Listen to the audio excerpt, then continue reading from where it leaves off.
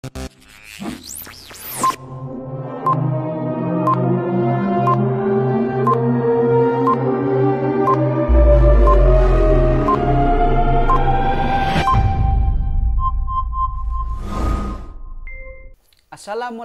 warahmatullahi wabarakatuh. Halo semuanya, kita ketemu lagi dalam pembelajaran sejarah Indonesia kelas 10.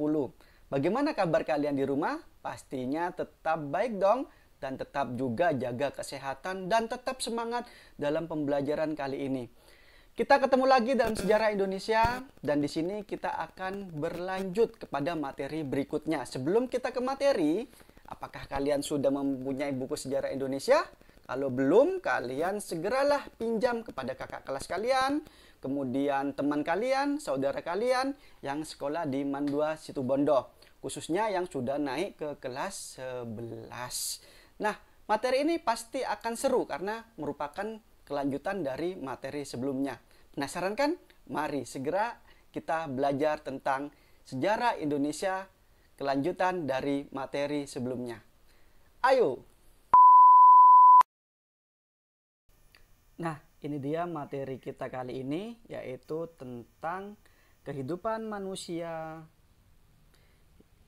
hidup dalam perubahan dan keberlanjutan. Nah, coba pahami tentang gambar tersebut.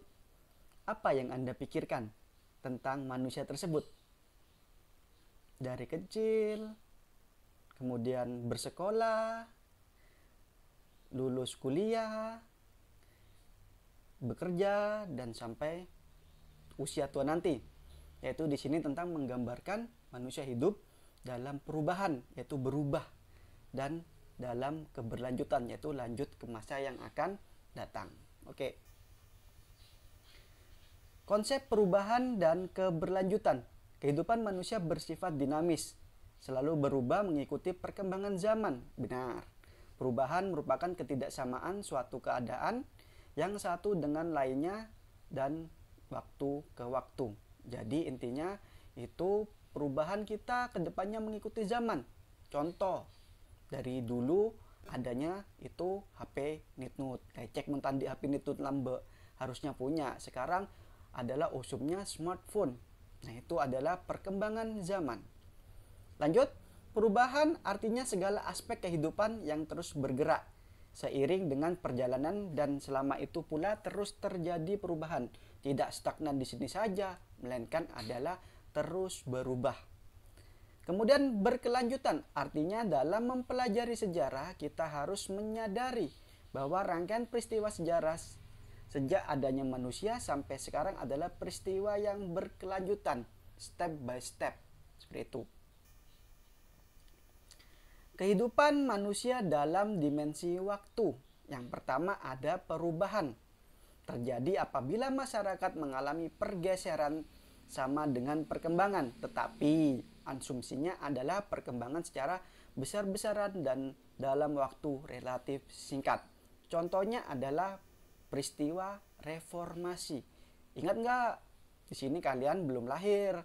Ini adalah tahun 96, 97, 98, 99, di mana pada kala itu Bapak Presiden kedua Indonesia siapa? Ayo, masih ingat? Bapak Soeharto. Di sini dimaksudkan atau intinya adalah di demo besar-besaran sehingga harus diturunkan. Nah, perkembangan ini adalah perkembangan secara singkat. Karena pada saat itu Pak Harto memimpin yang namanya Orde Baru yang harus memang diturunkan. Itu terjadi selama sebentar, yaitu beberapa tahun dalam peristiwa reformasi tersebut. Oke, kemudian adalah kesinambungan. Terjadi apabila masyarakat tetap mengadopsi lembaga-lembaga dan kebiasaan-kebiasaan lama yang masih dipertahankan. Contohnya apa? Ayo, selamatan. Itu adalah zaman dahulu yang tetap dipertahankan sampai sekarang. Nah, ini adalah petik laut, merupakan budaya, merupakan kesejarahan yang harus dipertahankan. Seperti itu. Kemudian perkembangan, masyarakat mengalami pergerakan berturut-turut dari satu bentuk ke bentuk lainnya. Kondisi ini, masyarakat berkembang dari bentuk sederhana ke bentuk yang lebih kompleks atau bentuk yang lebih baik. Nah, contohnya ini adalah Batavia. Dulunya itu adalah kota pusat dari kolonialisme Belanda dan sekarang berubah atau berkembang karena tidak ada penjajahan, yaitu berubah menjadi ibu kota negara Indonesia atau Jakarta. Jadinya dulu nggak ada yang namanya kereta, nggak ada yang namanya jalan tol, nggak ada. Kalau sekarang kan sudah berkembang yang lebih kompleks. Pengulangan terjadi apabila peristiwa pada masa lalu terjadi lagi, tetapi aktor, waktu, dan tempatnya beda. Contohnya apa? Nah, contohnya kegiatan proklamasi dulu. Dulu cuma dihadiri oleh beberapa orang. Kalau sekarang boleh rame. Karena dulunya masih ada penjajah. Karena dikhawatirkan takut akan merubah keadaan proklamasi kita. Tempatnya juga beda. Orangnya juga beda. Dan apalagi ya yang beda ya. Ya pokoknya bedalah dari peristiwa yang masa lampau. Dan ini diulang lagi setiap tahunnya. Roda berputar menandakan perubahan dan keberlanjutan. Paham nggak gambar ini? Roda kehidupan. Itu manusia terus hidup berlanjut dan berubah. Kadang di atas, kadang di bawah, kadang sedih, kadang susah, kadang bahagia, kadang merana. Iya. Ini digambarkan oleh roda kehidupan. Jadi intinya kita boleh melihat ke belakang. Itu adalah motivasi kita untuk kedepannya selalu bersemangat untuk menentukan perubahan dan keberlanjutan dalam kehidupan kita. Next. Berpikir dengan perspektif sejarah. Artinya berpikir dengan perspektif sejarah adalah upaya memaknai kehidupan manusia melalui suatu perspektif yang ada, yaitu kronologis, diakronik, sinkronik, kausalitas, dan periodisasi. Nanti akan dijelaskan satu-satu. Yang pertama adalah konsep kronologis, yaitu kisah sejarah harus disusun berdasarkan urutan waktu kejadiannya. Ini harus urut, nggak boleh cak loncak, nggak boleh ngadei, nggak boleh dulun. Contohnya ya, nih dalam kegiatan kemerdekaan Indonesia yang sebentar lagi akan kita laksanakan upacaranya. Tanggal 15 Agustus ini adalah Jepang menyerah kepada sekutu karena pada waktu itu Jepang dibom atom oleh sekutu. Di kota mana? Nagasaki dan Hiroshima. Kemudian pada tanggal 16 Agustus kegiatan apa? Yaitu kegiatan Rengas Dengklok, di mana pada saat itu Soekarno diasingkan ke daerah Rengas Dengklok untuk mempercepat apa? Kemerdekaan Indonesia. Dan tanggal 17 Agustus merupakan Hari Proklamasi Kemerdekaan Indonesia yang sampai dengan detik ini kita terus melaksanakannya. Nah, ini adalah peristiwa yang urut. 15 Agustus, 16, 17, nggak boleh. Yang namanya proklamasi duluan, kemudian apa? Nggak boleh urut. Harus urut di sini.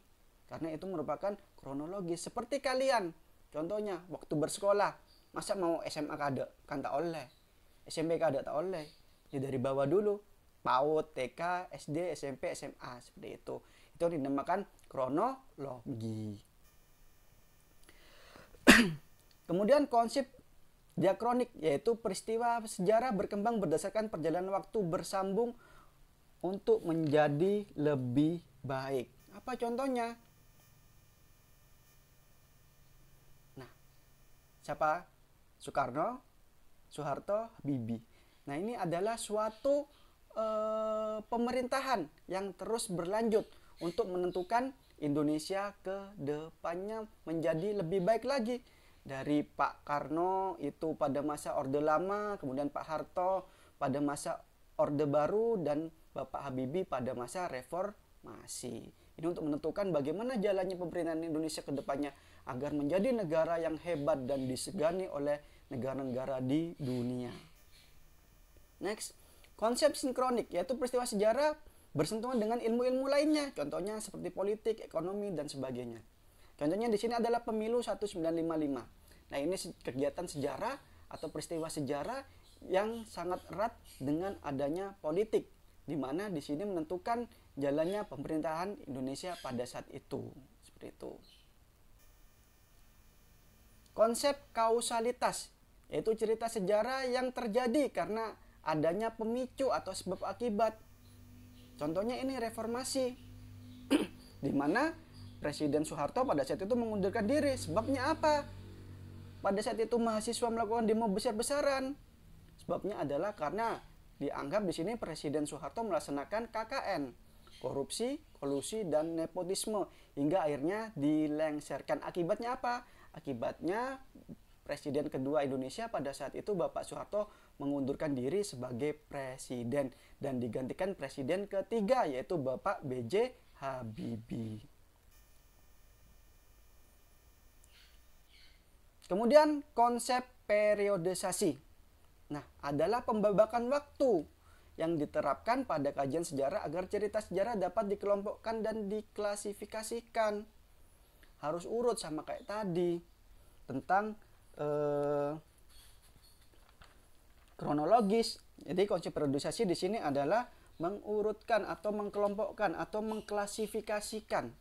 Misalnya di sini ada tahun 1957 sampai 1965, itu pada masa apa? Orde Baru. Kemudian 1965 sampai 1967 adalah transisi Orde Lama ke Orde Baru. Kemudian 1967 sampai 1998 adalah Orde Baru, dan 1998 sampai sekarang adalah reformasi. Contoh terdekatnya adalah kalian sendiri. Dari tahun berapa kalian lahir? 2000. Kalian lahir, kemudian 2000 berapa nanti umur 5 tahun, 2005 sampai 2000 berapa kalian masuk TK, kemudian 2000 berapa sampai 2000 berapa kalian masuk SD. Nah, selanjutnya seperti itu. Itu yang dinamakan konsep periodisasi. Nah, harus dikelompokkan agar kita tahu bagaimana alur dan jalan ceritanya. Wah, habis materinya. Mungkin cukup sampai di situ. Bila mana kalian masih bingung atau kurang paham, bisa melalui telepon yang ada di nomor tersebut dan juga bisa melalui WA di nomor tersebut. Oke, cukup sampai di sini dan terima kasih. Nah, itulah materi pertemuan kita kali ini.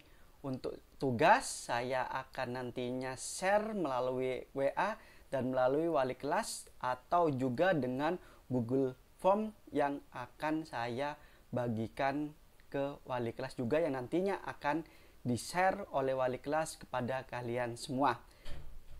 Dan saya juga tidak henti-hentinya mengingatkan kalian tetap jaga kesehatan karena peristiwa pandemik ini belum selesai. Mungkin cukup sampai di sini pertemuan kita kali ini. Terima kasih. Sekian. Wassalamualaikum warahmatullahi wabarakatuh.